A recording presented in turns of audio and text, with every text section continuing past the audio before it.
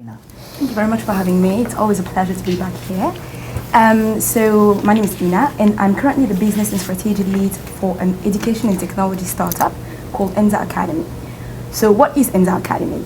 We are an education and tech group that provides educational opportunities and access to resources and mentors to underrepresented, lower income minorities here in the US.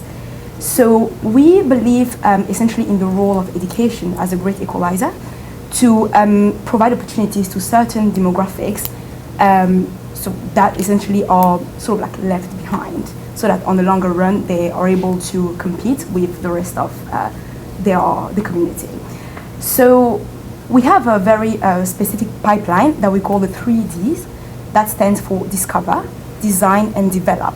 So that pipeline is actually reflected by our programs. So essentially, with our sort of like what we call discover, is that we encourage students to discover themselves and discover who they are as part of the communities and as agents in the societies, as agent of change, through our curriculum around social justice that is based on history and sociology. So we essentially teach them classes on those courses. The second part that we sort of like we focus on is our design curriculum, which essentially use design thinking as well as introduction to business and entrepreneurship to encourage our students to develop solutions to some of the issues that they've identified in their phase one when they are discovering themselves. So we want them to use business-driven approach and an entrepreneurial approach to come up with solutions, because we want them to understand that they can do good in the society and make a profit out of it. It's possible. It's possible to do good. It's sustainable. And lastly, we want them to develop those solutions. We want to see, I guess, tangible items, something that you sort of like a model of business that is actually being created. And for that, we actually provide them with training in coding and programming. So we teach them all the tools around web dev and technology. So that's sort of like how we frame that.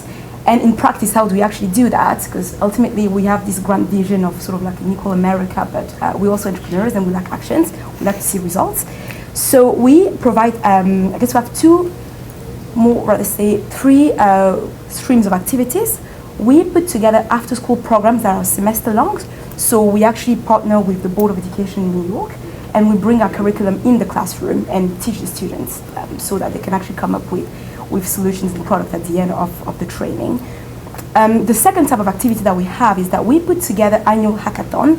So just to put everyone on the same page, hackathon is a mashup of hacking and marathon. So for about 36 hours, students are hacking an idea, and they essentially come up with a business model, a platform. Usually it's in the form of an application, web application or mobile application, and that they have to pitch in front of a panel of investors and judges. And lastly, something that we've provided on a one-off basis, we have something called Innovation School. So in the past, we've taken students at Stanford University for a week, tuition free, where they were essentially doing the same type of things, where for a week they were coding and hacking ideas.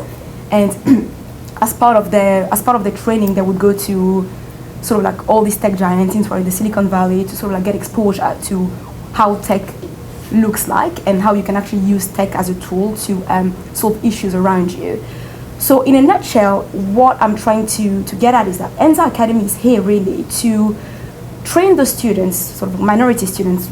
We're talking about those that may be left out by the traditional educational system, how they can use technology as a tool of empowerment, where you can actually see issues around you and think about, I can use that to solve that problems.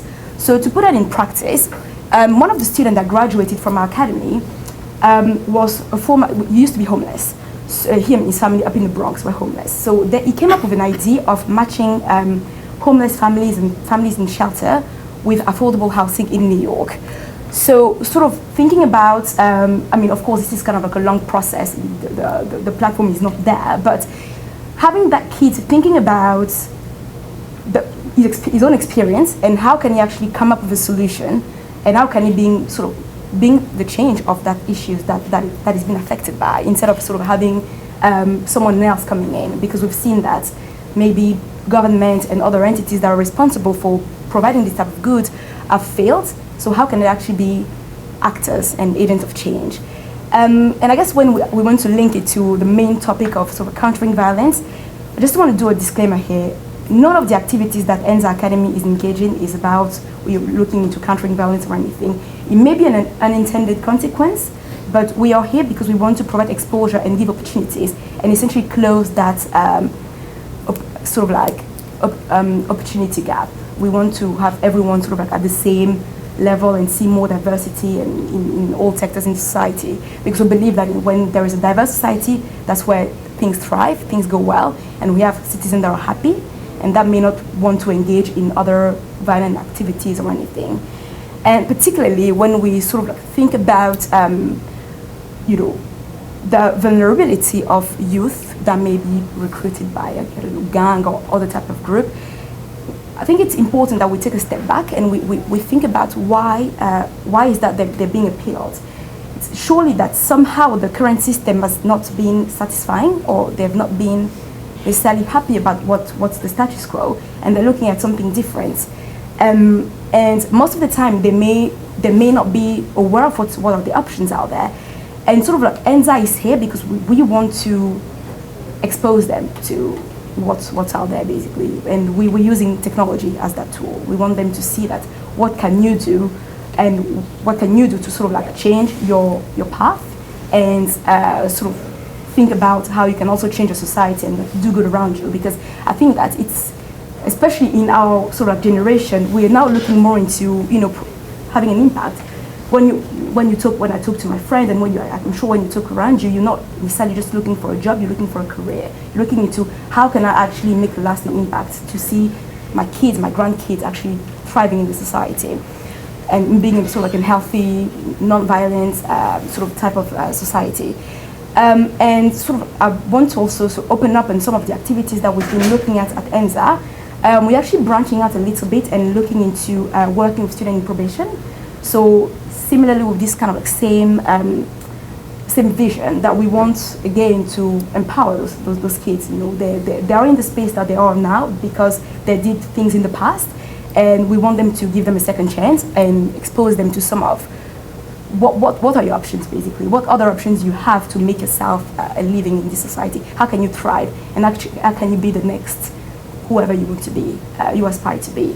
So that's why we sort of like looking into sort of like the student in probation have been sort of like historically kind of left out of that picture, and we think it's important to kind of bring back and not having anyone marginalized, because I guess the worst feeling that you can have is sort of being marginalized and not being able to contribute to your own society. So I guess that's why we're here.